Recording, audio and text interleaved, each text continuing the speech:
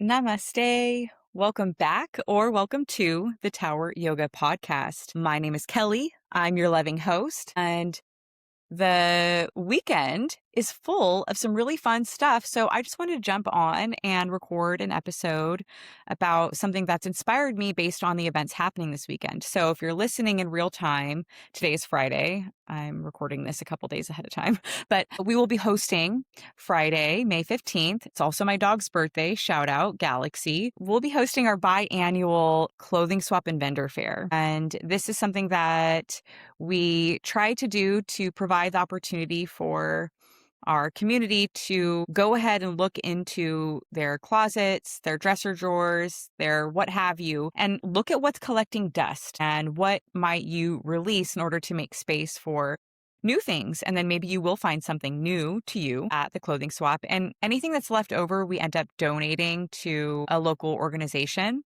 At the same time, there is a artisan fair that's happening with all local makers, artists, small businesses. This year, there's going to be plants and breath analysis and tarot reading and jewelry and herbs and all kinds of fun stuff. So coffee and matcha, I think.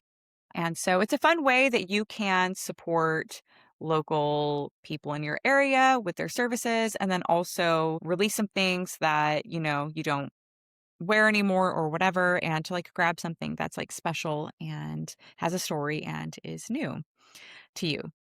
And then Sunday, we're gathering for Mayfest with our neighbors at Goldstein's. We'll be joining them for their neighborhood cleanup. That'll be followed by a yoga session on the patio with JMO, and then a community potluck. And after that, a bike ride. You can join us for the full shebang the whole day, or you can just pop in for, one of those things too. And that's fine. You can, create your own day. That's totally fine.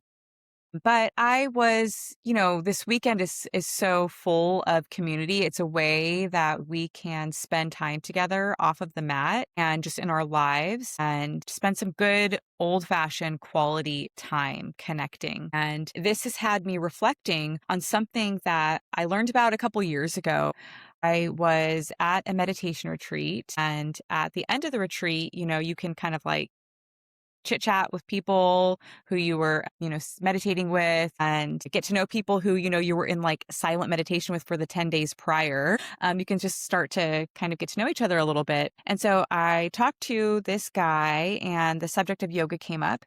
And I was like, oh, do you practice yoga? And he said, I do. I practice at a studio called The Ninth Limb. And it was, I think, over in the Central Coast or something. And I immediately thought, ninth limb? I'd never heard of the ninth limb before. I know the 8 limbs of yoga. I didn't know there was a ninth limb. And I just figured, oh, that must be some kind of esoteric teaching. And I kind of inquired a little bit, and he explained that the idea behind it was a new one. It was this notion of communal connection, that after all the inward work of yoga, the self-study, the discipline, the awareness, all of that, the personal development that happens, there's this natural movement outward into community, into relationship and contribution. And that really struck me because I felt that and knew that. And I know that anytime something is really impactful to me, I can't help but not want to tell everyone about it or share or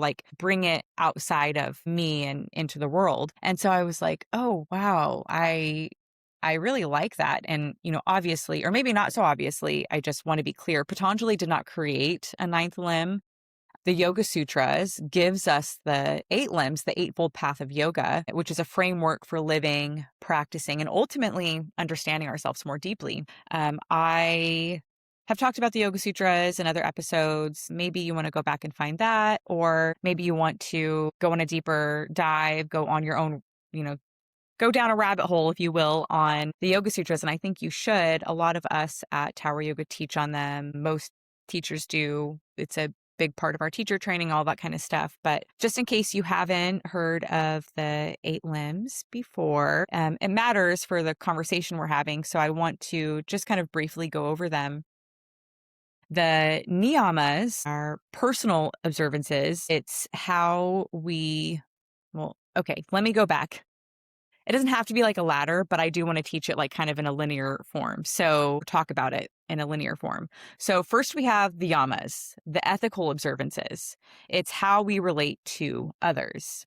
Then it's the niyamas. It's personal observances. It's how we relate to ourselves. There's asana, the postures, the physical practice, pranayama, breath work, pratyahara, sense withdrawal, withdrawing the senses and moving inward. There is dharana, concentration, and dhyana, meditation, and finally samadhi, a state of absorption, connection, and oneness. I think the first two limbs alone, the yamas and the niyamas, could completely transform a person's life. You could live such a deeply yogic life simply through practicing kindness, truthfulness, discipline, self-study, contentment, compassion. So before we even get to handstands or arm balances or advanced philosophy even, those first teachings are massive. And while the 8 limbs are not necessarily meant to be like this order of like this, then that, then that, then this, I do think there's like a natural unfolding that happens in practice. And so those yamas and the niyamas are such a foundation. A lot of people, myself included, started kind of from, well, maybe I was kind of interested in the philosophy, but really got into the practice through the gateway of the asana, the physical stuff. But then at a certain point, you kind of look around and go, well, why don't I feel like I'm not transcending these transgressions that I'm dealing with or whatever? And it's like, yeah, you can't backbend your way out of like being an asshole, essentially. That's when you kind of turn to these other things that ask you really to like look at yourself and your behavior and to ask yourself, why are you doing that? Why do you say what you say? Why do you do what you do? And it's really personal. And yoga, it is very internal. It is very personal. You start paying attention to your body, your thoughts, your suffering, your habits, your nervous system, your relationships, your reactions, your patterns. You spend years, sometimes decades. I mean, I'm going in on literally like 20 years of practice and still learning like how to care for myself better, even learning how to sit with myself, learning how to listen. And, I've noticed this in myself, and especially as a teacher trainer, that eventually many practitioners arrive at this moment of asking, okay, now what? Like, I've gone inward. I've learned so much about myself. I've deepened my practice, but where does all of this go? For me, teacher training was part of that answer. I knew I wanted to teach, but interestingly, many people who come to teacher training don't initially want to become teachers at all. I would say most people that come to us for teacher training, it's like, well, maybe it's like split like half and half, that there's half people that are like, yeah, like I want to teach yoga. And the other half are like, I just want to deepen my practice or I just want to deepen my ability to understand. And they want to immerse themselves more fully into the practice. It's so beautiful.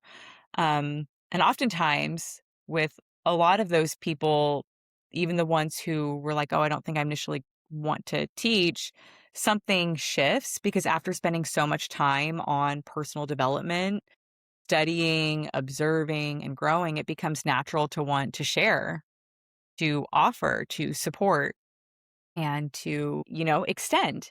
So sometimes teaching becomes the vehicle for that, but it doesn't have to be that. It doesn't have to be teaching, or at least it doesn't have to be teaching in a yoga studio or to like a large group of people. Maybe it's teaching your child or parent or a friend or something like that. But the deepest expression of yoga, I know, happens in relationship.